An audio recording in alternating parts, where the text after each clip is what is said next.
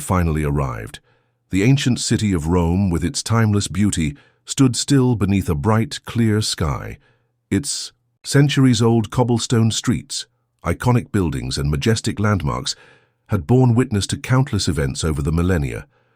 But on this particular day, the Eternal City would be part of a story that would make history. This was a day when the Catholic Church would take a significant step forward, as it welcomed the first Filipino Pope in its long tradition. A new era was unfolding before the eyes of millions, both within the Vatican and across the globe. The election of Cardinal Luis Antonio Tagle as Pope Leo XIV would forever change the course of history. In the heart of the Vatican, on that fateful day, the world held its breath. The process had been long and full of anticipation, but now the moment of truth was upon the faithful. In the distance, the powerful bells of St. Peter's Basilica rang, a call that reverberated across the city, signaling that a new pope had been chosen. As the bells tolled, the waiting crowd gathered in St. Peter's Square erupted in cheers, their faces filled with joy and excitement. The sound of their celebration echoed through the air, a testament to the significance of this moment. For the people of the Philippines, it was not just a spiritual victory, it was a national triumph. The white smoke billowing from the Sistine Chapel's chimney served as a powerful symbol of hope, unity, and renewal. This plume of white smoke was a beacon to the world, signaling that the conclave of cardinals had made their decision. The faithful, from all walks of life and from corners of the world, stood united under the Roman sky awaiting the appearance of the new pope. Millions more watched from their homes, glued to their screens, awaiting news of who would lead the world's 1.3 billion Catholics. For Filipinos, this moment carried an especially deep meaning, one that resonated with pride, faith, and celebration. The journey of Cardinal Luis Antonio Tagle, the Archbishop of Manila, had been one of humility, dedication, and deep commitment to the service of others. Born in 1957 in Manila, Tagle's rise to the papacy was no simple feat. He had spent years working tirelessly for the Filipino people, championing the cause of social justice and tirelessly advocating for the marginalized. His work had touched the hearts of countless individuals, and his deep commitment to Christ's teachings had earned him the respect and admiration of the faithful worldwide. Yet, even as he became a voice for the voiceless in the Philippines, he never lost sight of his true mission, to serve the Church and guide its people with compassion and wisdom. The moment of his election was one that would be etched in the hearts and minds of people for generations to come. As he stood before the world for the first time as Pope Leo XIV, the world witnessed a historic occasion. The red curtains of St. Peter's Basilica slowly parted, revealing the new pope, dressed in simple white vestments.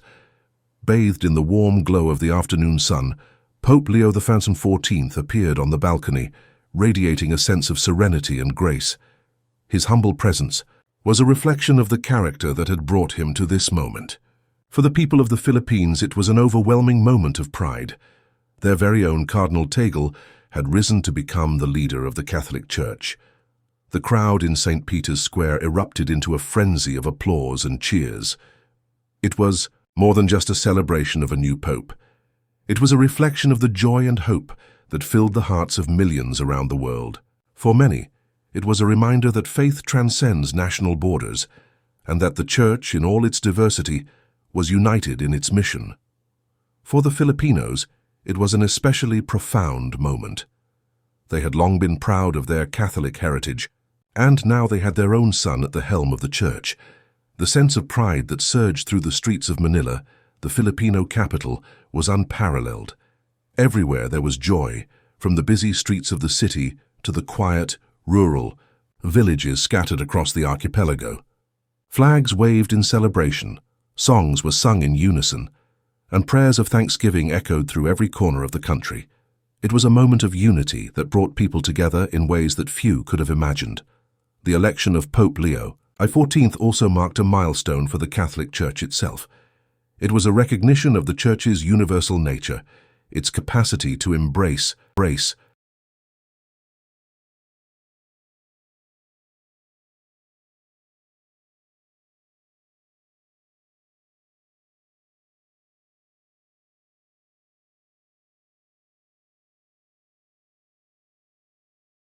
people from all corners of the globe, regardless of nationality, culture, or background.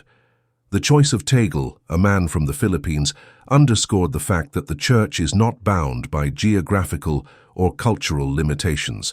It is, in essence, a global community, united in faith, hope, and love, and Pope Leo XIV's first words were a reflection of his deep sense of humility and understanding of the responsibilities that now lay upon his shoulders. The new Pope, as he stood on the balcony, addressed the crowds with a calm and composed demeanor. His words were simple yet powerful, offering comfort and inspiration to the faithful.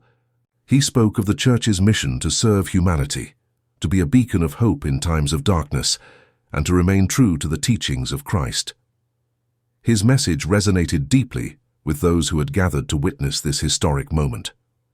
As the cheers of the crowd continued to reverberate through the square, Pope Leo XIV's voice carried the message of faith and unity to the world.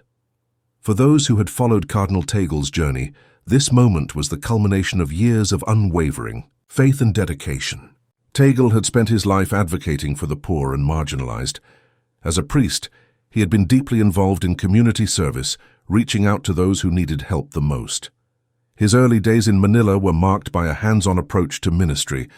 He was often found in the streets, ministering to the poor and offering support to those in need. His compassion and dedication made him a beloved figure in his home country, and his reputation quickly spread beyond the Philippines. As Cardinal, Tagle continued his advocacy for the poor, always speaking out for justice, equality, and peace. He became known for his eloquent sermons, his deep understanding of the gospel, and his ability to connect with people on a personal level. Whether he was addressing a small group of parishioners in a rural village or giving a speech to an international audience, Tagle's message remained consistent: faith, compassion, and service. His rise to the papacy was not just a personal achievement, but a recognition of his lifelong dedication to the Church and its mission. The day of his papal inauguration was a deeply sacred occasion. Inside the grandeur of St. Peter's Basilica, a hush fell over the assembly. The light from the stained glass windows bathed the room in a kaleidoscope of colors as the gathered dignitaries, clergy, and faithful waited in reverence. Cardinal Tagle, now Pope Leo XIV, knelt before the papal altar. His face, a picture of humility and grace, reflected the weight of the moment. Each step he took resonated with a profound sense of purpose that had defined his ministry from the beginning. His hands, gently laid upon him by the cardinals, passed on the mantle of leadership to the new pope. This sacred act, known as the laying on of hands, was a symbol of the unbroken continuity of the Church. It was a moment that linked the new pope to the long line of papal successors, all the way back to St. Peter, the first pope. As Pope Leo XIV accepted the mantle of leadership, he did so with a deep sense of responsibility. The legacy of St. Peter, passed down through the centuries, now rested upon his shoulders, but he was not alone. The faithful from every corner of the globe stood with him. Their prayers, their hopes, and their dreams would guide him as he led the Church forward into a new era. The new Pope's leadership would be shaped by his vision of inclusivity, compassion, and unwavering faith. He saw his papacy as an opportunity to bring about positive change and to guide the Church through the challenges that lay ahead. The anointing with holy oil, a central part of the papal inauguration, was the final act in a long and sacred ritual.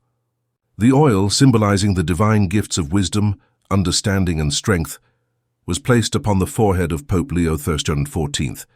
His face, serene and calm, reflected the grace of God that,